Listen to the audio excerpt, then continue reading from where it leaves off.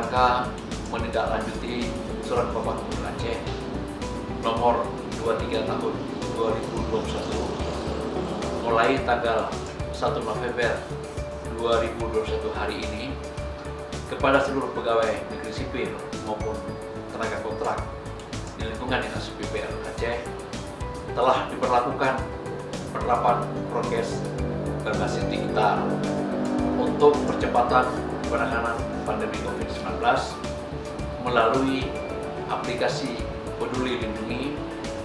Sebelum masuk ke lingkungan kantor, wajib melakukan scan barcode, begitu juga kepada masyarakat dan tamu yang berkunjung. Demikian, Assalamualaikum warahmatullahi wabarakatuh.